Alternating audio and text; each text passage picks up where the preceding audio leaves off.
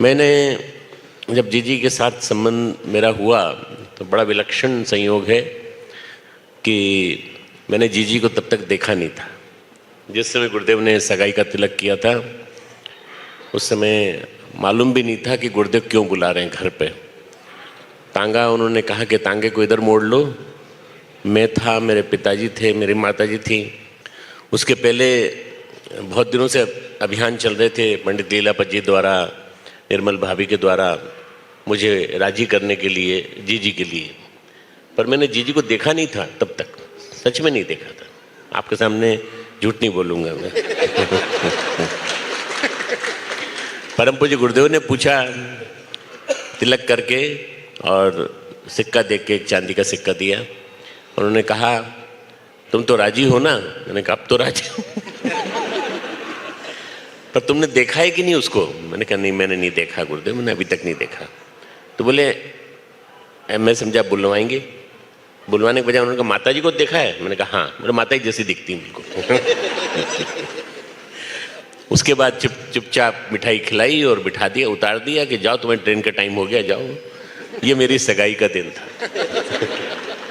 नवंबर 1970, इसलिए कि 70 में सगाई हुई और 71 में शादी हुई। शादी 3 जून 1971 की हुई। गुरुदेव ने उसी दिन बता दिया कि 3 जून को शादी करेंगे, उसके बाद हम 20 जून को हम लोग चले जाएंगे। मैं उस समय पढ़ रहा था, फाइनल ईयर में था MBBS में। मुझे बड़ा आश्चर्य होता था कि मैं कैसे निभाऊंगा, क्या करूंगा। पर गुरुदेव ने कहा कुछ नहीं करना, तुम अपनी पढ़ाई करते रहना, ये अपनी पढ़ाई करती रहेगी, बस तुम इसका साथ देना, ये तुम्हारा साथ देगी। मालूम नहीं मैं साथ दे पाया कि नहीं, पर जीजी ने पूरा साथ दिया, मेरा पूरा साथ दिया है। हर क्षण, हर मोमेंट, हर मिनट मेरे साथ रही हैं। चिन्मय हुआ और वो भी तब हुआ जब मैं MD पार कर लिया। मैंने गुरुदेव का आश्वासन देखिए कैसे फलित होता है। जिस दिन मैंने MD पास किया, सुबह मेरे को प्रोफेसर सिपाहा ने बताया कि तुम MD में गोल्ड मेडल के साथ पास हो गए हो, तुम अपने घर में बता सकते हो। मैंने बताया पापा को, पिताजी को बताया, तो पिताजी ने कहा पास हो गए, MD हो गए? मैंने कहा हाँ। बोले अब जाओ हॉस्पिटल में, शैल भर्ती है वहाँ पर, वहाँ ऑपरेशन है उसका। मैं अपने साथ अपनी दोस्तों को ले गया जो गायनेकोलॉजिस्ट थी और जो एनेस्थीजियोलॉजिस्ट थी, उनको भी ले गया। उनके भी एग्ज़ाम हो गए थे। और उसके बाद रात को 11:33 पे चिन्मय का जन्म हुआ, उसी दिन 9 अप्रैल। जैसा कि हम लोगों के जीवन में हुआ है कि हमको पर्व त्योहार का संयोग मिला है। चीनू का जन्म रामनवमी के दिन हुआ, रामनवमी के दिन में सुबह MD हुआ, रामनवमी के दिन रात को ये पैदा हुआ। मैं इसलिए बता रहा हूँ कि कई लोगों को शायद ये बातें मालूम ना हो, तथ्य मालूम ना हो, इसलिए। और उसके बाद से फिर हमारी यात्रा, जीवन यात्रा बहुत मंगलमय रही। मैं विदेश जाने की तैयारी कर रहा था। मैं अमेरिका की तैयारी कर चुका था, नौकरी मिल चुकी थी 10 स्थानों पे। पर परम पूज्य गुरुदेव ने कहा क्या करोगे जाके? बस एक शब्द में कह दिया, सब चले जाएंगे तो यहाँ कौन काम करेगा, मैं तुमसे काम कराना चाहता हूँ। हम लोग गुरुदेव माता जी को प्रणाम करते हैं, चरण स्पर्श करते हैं उनको, और ये कहते हैं कि आपने हमें बड़ा सौभाग्य दिया है। 2 प्यारी सी पोतियाँ दी हैं, दोनों के दोनों यहीं विद्यापीठों पढ़ती हैं। और आज का दिन हमारे लिए इतिहास में स्वर्णिम अक्षरों में लिख गया है। हम कोशिश करेंगे जितना ज़्यादा आप सबके लिए हम कर सके, पूरी तरह से मिट सके, पूरी तरह से आपके लिए कर्जा चुका सके, तो बहुत बड़ी बात होगी। परम पूज्य गुरुदेव, परम वंदनीय माता जी को हमने अपना आश्वासन दिया है कि हम इस परिवार के साथ निरंतर बने रहेंगे और इस परिवार को पीठ पे हाथ रखकर हम आगे बढ़ा देंगे। आज यहाँ अपनों के बीच में अपनों का प्यार, अपनों का स्नेह, अपनों का सम्मान पाकर मन अंदर से एक ही बात कहता है कि जीवन भर इस एहसान को हम भुला न पाएंगे।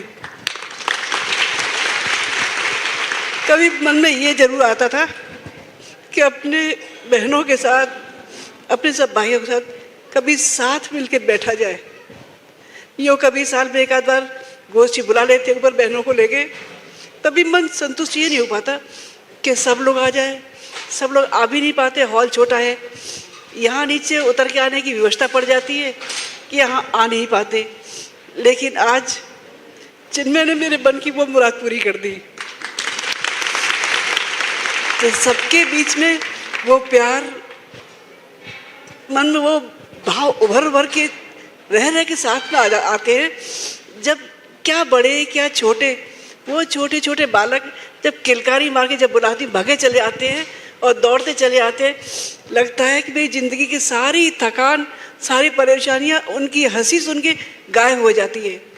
अपनी बहनों को जब खिलखिलाते देखती हूँ, काम करते देखती हूँ, तो मन लगता है कि शांति कुंज के भी प्रगति के द्वार, ये गुरुदेव माता जी की प्रेरणा, ये उनके अरमान हमेशा पूरे होते रहे। जब हम यहाँ आने को थे, गुरुदेव ने कहा बेटा तुम लोग यहाँ आ जाओ। डॉक्टर साहब ने तुरंत हाँ कर दी। मुझे 1 सेकंड लगा हाँ कहने में। बोले क्यों, क्या सोच रहे हो? मैं गुरुदेव और तो कोई बात नहीं, मन में एक ही बात आती है कि कहीं लोग ये ना सोचें कि गुरुदेव ने अपनी बच्ची को बुला लिया। गुरुदेव ने तुरंत कहा क्या लोगों के कहने पर अपने लोगों को अच्छे काम के लिए कदम आगे नहीं बढ़ाने चाहिए, या त्याग और बलिदान की परंपरा केवल बाहर के लोगों तक सीमित रहनी चाहिए? अपने लोगों को केवल सुविधाजनक जिंदगी जीनी चाहिए? क्या हमारे रास्ते कोई हमारे अपने कदम नहीं बढ़ाएंगे?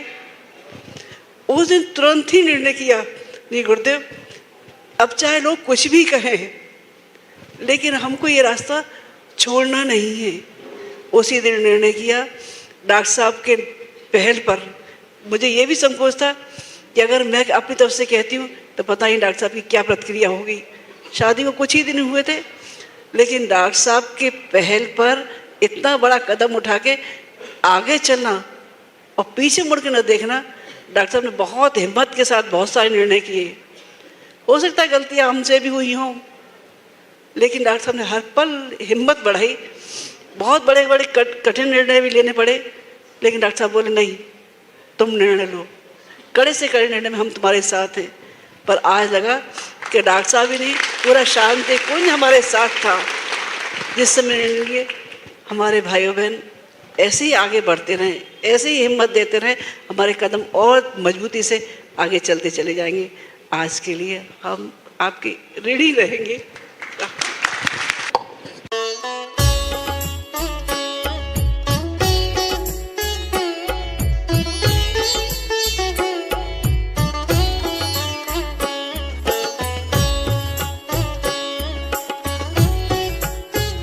पार्टी और चूरमा बहुत बढ़िया बने भाई, तुम लोग भी सब खाना।